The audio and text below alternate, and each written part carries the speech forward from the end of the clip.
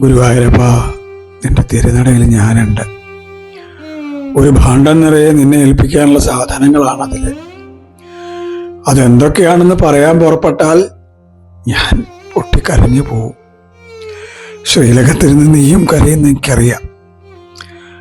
വൃന്ദാവനം വിട്ട് മധുരയ്ക്ക് പോവാൻ ഒരുങ്ങുമ്പോൾ നെഞ്ചു പൊട്ടിക്കരഞ്ഞ ഗോപികമാരുടെ ദുഃഖം, ആത്മസുഹൃത്തായി നിന്നെ പിരിയേണ്ടി വന്നപ്പോൾ ഉദ്ധവര് കടിച്ചമർത്തിയ ദുഃഖം, അനിവാര്യമായ തിരിച്ചുപോകലിന് വഴിയൊരുങ്ങുമ്പോൾ സുധാമാവിനുണ്ടായ ഗദ്ഗതം, നീ കൂടെ ഇല്ലാണ്ടാവും എന്നങ്ങോട്ട് അറിഞ്ഞപ്പോഴേ അതോർത്ത് നെഞ്ചു പൊട്ടിപ്പോയ രാധയുടെ കണ്ണീര്, ഇനിയും എണ്ണിയാലൊടുങ്ങാത്ത സാധനങ്ങള് ഭാണ്ഡത്തിൽ നിറച്ച് തിരുനടയിൽ നിൽപ്പാണ് ഞാൻ.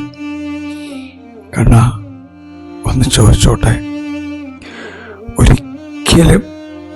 ഒരിക്കലും നിന്നെ പിരിയാതിരിക്കാൻ എന്തെങ്കിലും ഒരു ഉപായമുണ്ടോ? ഒന്ന് പറഞ്ഞു തരുമോ കണ്ണാ? കൃഷ്ണ.